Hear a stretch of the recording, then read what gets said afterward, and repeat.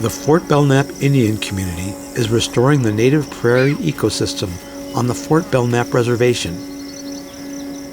Aani Nakota College is implementing a wide range of studies to research and sustain this restoration.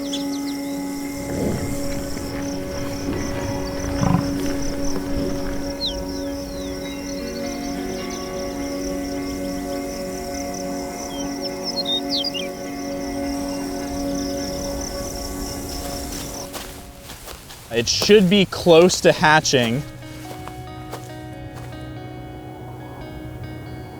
Fort Belknap's probably got the closest thing to a most complete intact shortgrass prairie ecosystem in the United States.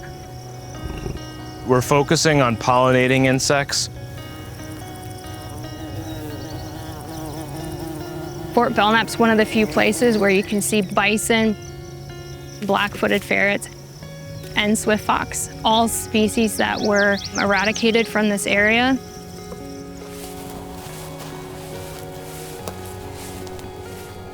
We just had a hatch. Putting dirt on my hands so that I don't transfer my scent over to the chicks.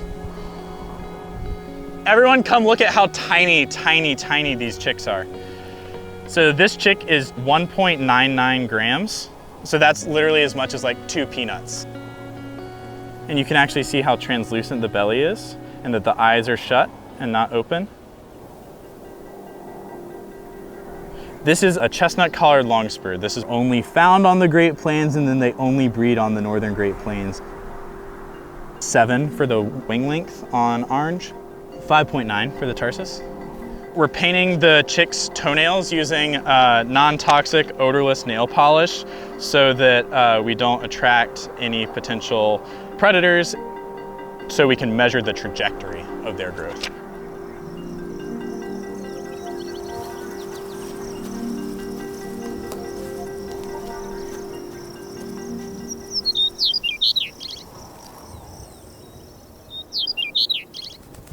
This row is the unique observation.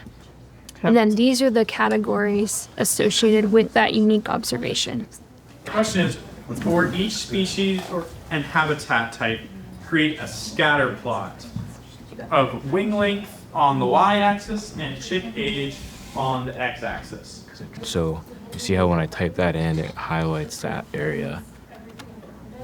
And that's your average for We've got 2 species the chestnut and colored 2 longspur. habitat types that we're interested in. Longspur? Yeah.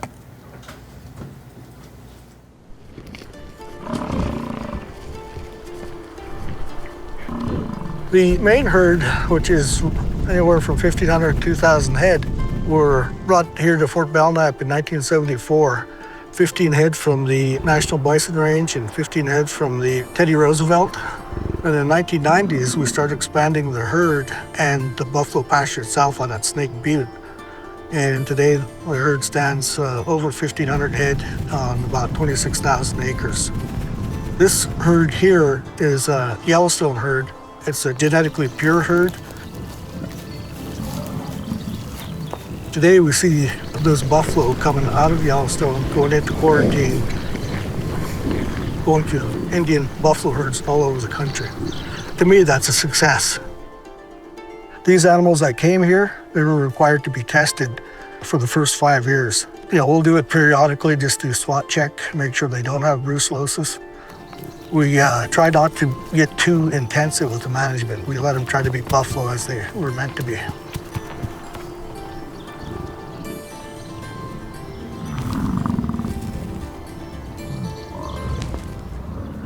There are hundreds, if not thousands, of native bees to North America, and about 70% of those native bees actually nest in the soil. What we're trying to do is look at the presence of pollinating insects and whether or not the buffalo wallow affects their ability to make nests and survive in this prairie ecosystem. We found one over here that we'll start a transect on. A wallow is created by the buffalo, and they are rolling on their side back and forth to knock off parasites and knock off their fur from the winter. In Serena, our wind speed, we'll call it 2 miles an hour, 2.5 miles an hour. And our ambient air temperature is 29.5 degrees Celsius. And then what time is it? It is 3:35. Now we're at 185 centimeters. That looks like a hoverfly.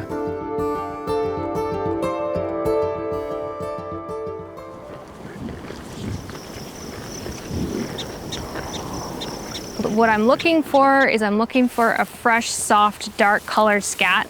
This is a animal that would have migrated vast distances and covered a huge area and be eating different types of plants at different times of year. And now we have the situation where we have herds that are confined to these small spaces because of the enforced necessity of fencing.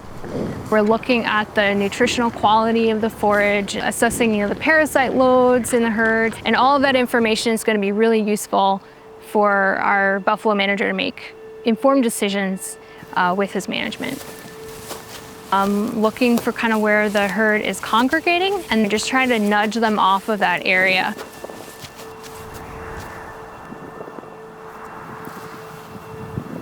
I've got this small little vial here that has this unique identifier on it.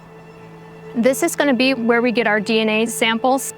This is actually going to be sent off to an external lab, and they're going to use a process called DNA metabarcoding to identify the different plants that are in the scat that we're collecting today.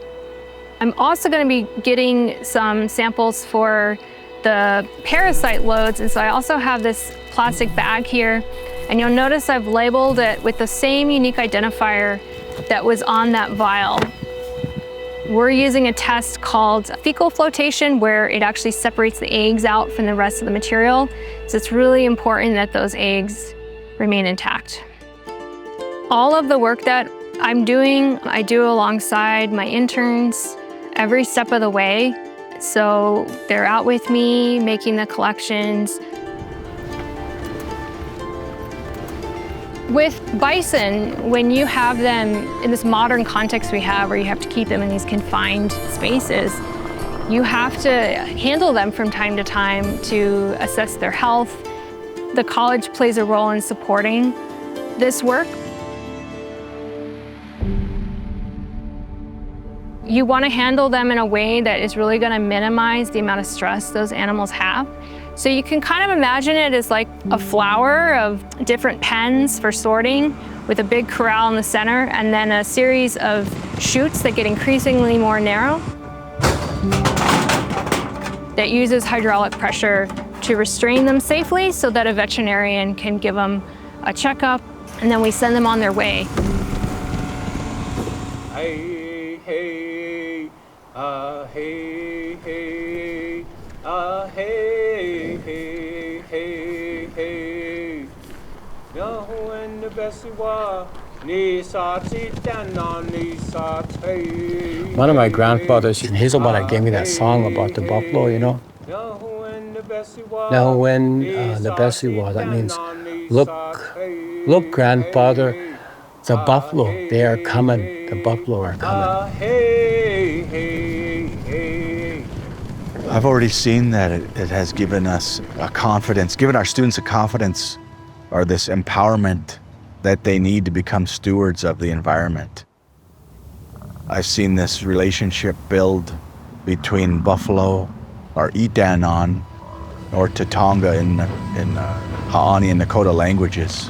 There's this excitement that I've seen within students as they research, as they get out there and be right alongside the buffalo. You know, it's all intertwined within who they are as Haani and Nakota people.